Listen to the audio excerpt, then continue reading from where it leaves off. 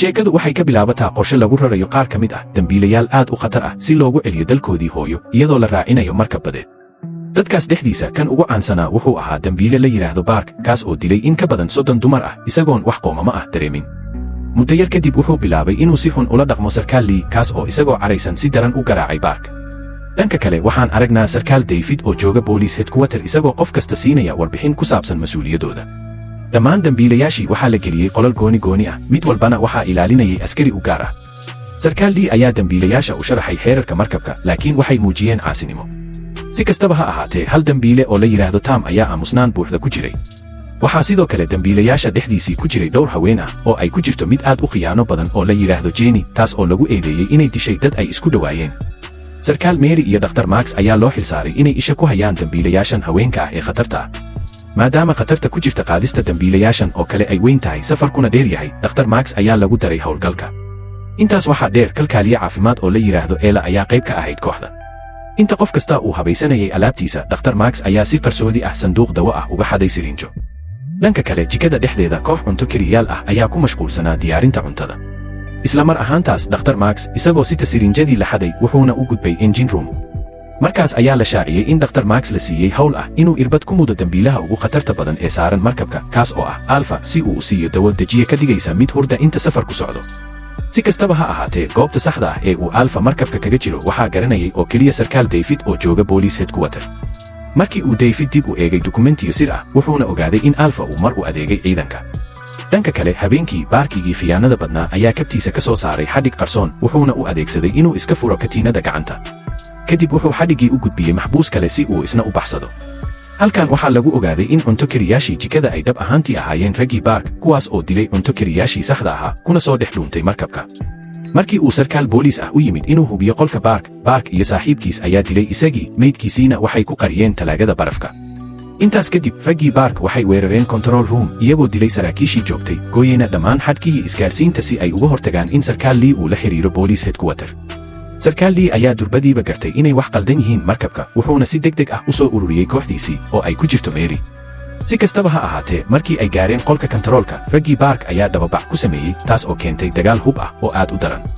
sarkaal Lee iyo Mary waxay ku guulaysteen inay dilaan dhammaan raggii Bark. muddo yar kadib, Mary waxay heshay mid ka mid ah shaqaalaha markabka oo naftu ku yara jirto. waxay weydiisay sida ay ula xiriiri karaan Police Headquarter haddii xaalad degdeg ah jirto. shaqaalihii wuxuu u sheegay inay isticmaali karaan satellite phone oo yaalla qolka mashiinka. dhanka kale, Bark wuxuu sii daayey dhammaan dambiilayaashii kale. si kastaba ha ahaatee, Tam ayaa isku dayay inuu la hadlo, isagoo uga digay in afduubka markabka uu ka sii dari doono xaaladooda.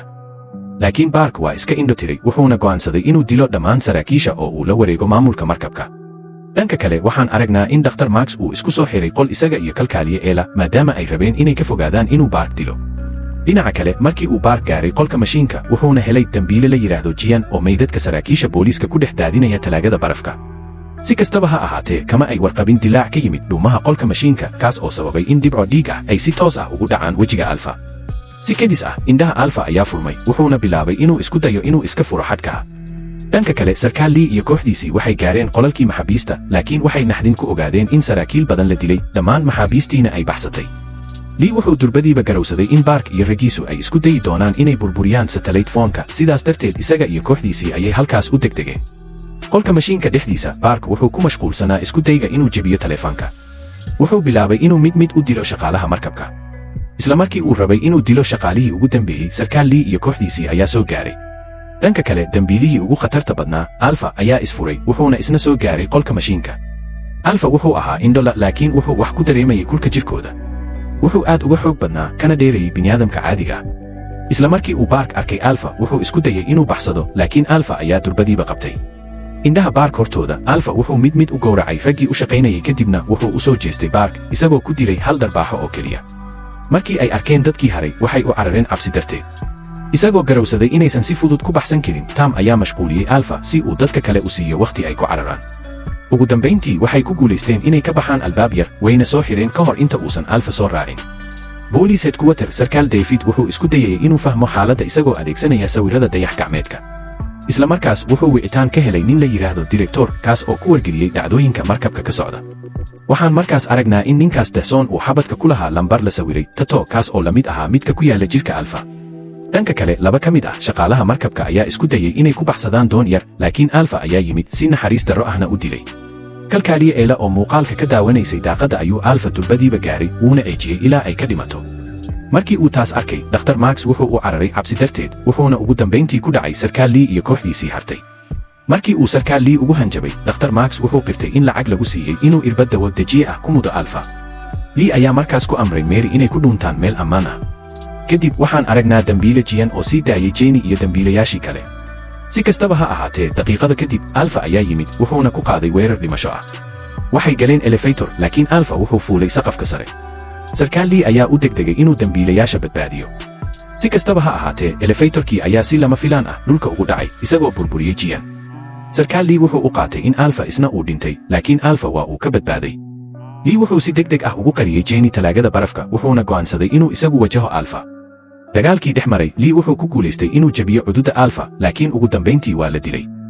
alfa wuxuu galay talaagadii barafka halkaas oo jeni ay iska dhigaysay inay dhimatay nasiib wanaag qabowga dartiis alfa ma dareemi karin diirimaadkeeda markaas ayuu si aamusnaan ah uga baxay dhanka kale tam iyo kuwa kale waxay gaareen qolkii markii hore alfa lagu xiray halkaas waxay ka heleen dukumentiyo sheegaya in alfa uu ahaa askari ka qayb qaatay dagaalkii labaad ee adduunka sannadkii 1943 waxaa la shaaciyey in askarta jabaan ay qabteen alfa ayna ku sameeyeen tijaabooyin si ay u abuuraan superhuman armiga alfa ma uusan gaboobaynin xooggiisuna wuxuuna ahaa mid ka baxsan kan dadka caadiga ah sheekadu waxay dib u noqonaysaa sannadkii 1943 markii alfa uu markii ugu horraysay soo kacay oo uu dilay qof kasta oo shaybaarka laab ku jiray dhanka kale sarkaal david ayaa u ambabaxay markabka isagoo wata koox gaar ah iyo irbado loogu talagalay inay ka hortagaan alfa markii ay gaareen markabka david wuxuu toogasho ku dilay jeni iyo saaxiibadii tam isagoo ka tegey oo keliya tam waxaa la ogaaday in david iyo tam ay horay isku yaqaaneen tam wuxuu ahaa qofka keliya ee ka badbaaday tijaabooyin kale oo la sameeyey sannado ka hor tam wuxuu lahaa nolol iyo dad ay isku dhowaayeen laakiin david ayaa ka burburiyey